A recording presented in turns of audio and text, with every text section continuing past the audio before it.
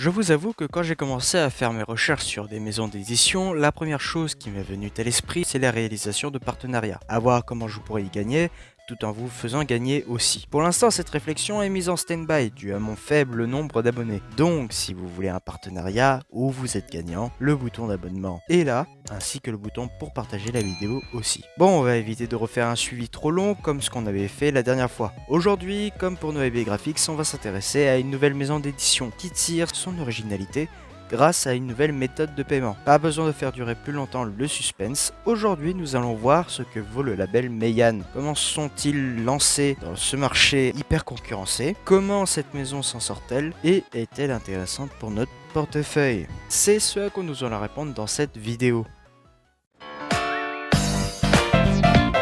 Meian ne vient pas de nulle part, mais est bien à l'origine d'une création de label par la boîte d'IDP Home Video, qui était de base une société qui fournissait des cassettes, des disques Blu-ray à partir de 1997. À partir de 2013, la société décide de lancer son marché et sa distribution de mangas, comprenant aussi les yaoi et les hentai. Aujourd'hui, ça l'est toujours via leur site internet.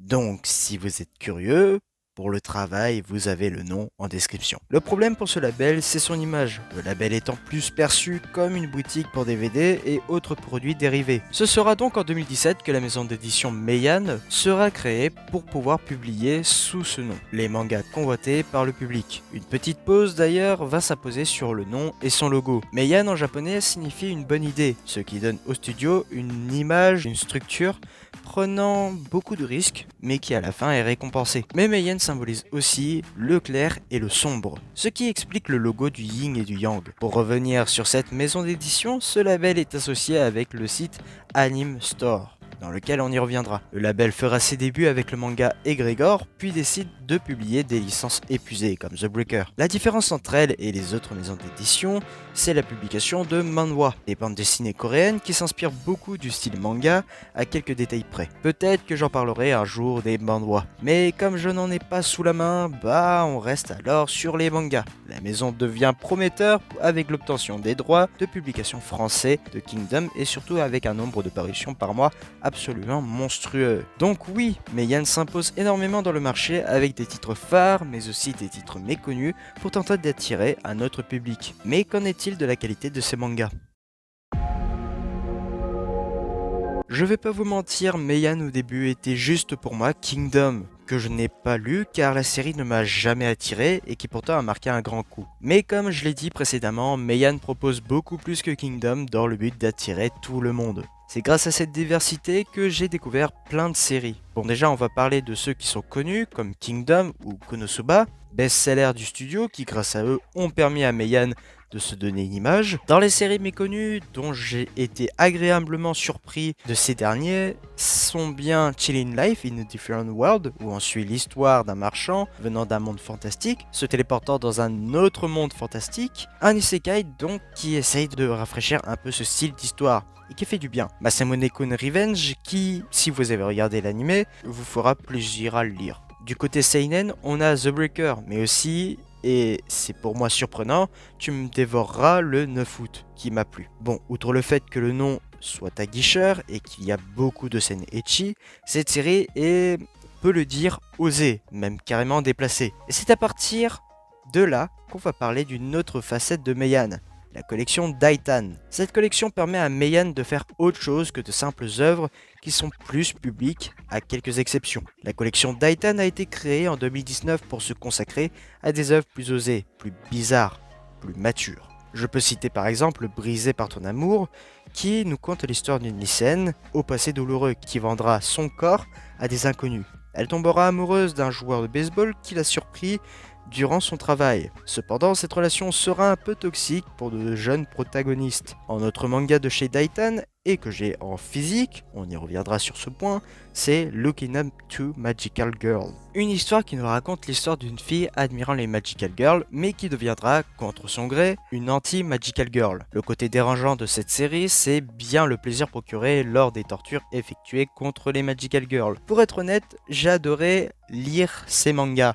de cette collection, qui ne vise pas un large public, mais plutôt les matures, avec des thèmes comme le sexe, la drogue et autres éléments qui sont présents ici. Par contre, je ne sais pas si c'est moi, mais c'est super dur à trouver une série à la licence Daitan. Pour dire, je n'ai trouvé que le premier tome de Looking Up to Magical Girl. Peut-être que les magasins savaient pour les thèmes abordés, dans ce cas-là je comprends, peut-être. Donc Meian, si vous m'entendez, j'accepte à bras ouverts vos séries de la collection Daitan. Bon, vous l'aurez compris, grâce à ce long chapitre que des mangas, il y en a pour tous et pour tous les goûts. Ils sont à la fois intéressants et diversifiés, qui méritent qu'on s'y attarde là-dessus. Et pourquoi ne pas y passer à la caisse? Car sur ce point, Meian est irréprochable. Les mangas à l'unité sont les moins chers du marché, avec une qualité de page impressionnante. Des textures différentes sur les textes disponibles sur tous les titres de couverture. Un niveau de détail qui montre un soin apporté au manga, et ce soin est aussi apporté à leur site internet. Compréhensible, mais aussi aide beaucoup pour la décision d'achat, avec un chapitre disponible pour lire. Là-dessus, on ne peut qu'applaudir ce travail monstrueux abouti. Pour terminer sur ce gros point, nous allons aborder un autre système de paiement propre à cette maison.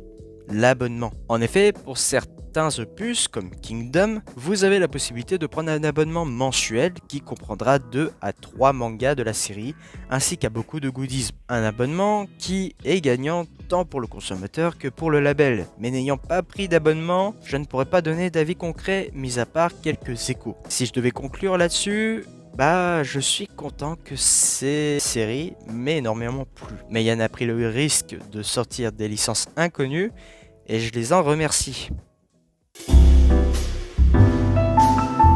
Je vais faire court pour cette conclusion. On a déjà répondu à toutes nos questions posées au début de la vidéo. Mais Yann s'en sort très bien à vouloir chercher tout type de public, quitte à en choquer plus d'un. Personnellement, grâce à cette vidéo, j'ai pu découvrir plein de séries qui risquent d'être importantes à mes yeux. Gardez un œil sur Chillin' Life in a Different World, qui reste un très bon isekai. En tout cas, merci d'avoir regardé cette vidéo. J'ai essayé au mieux de résumer tout ce qu'on pouvait savoir sur cette maison. Si vous êtes curieux de découvrir un peu plus sur Meian, je mettrai quelques liens en description. La semaine prochaine, on partira sur une preview d'un jeu sortant sur Switch prochainement.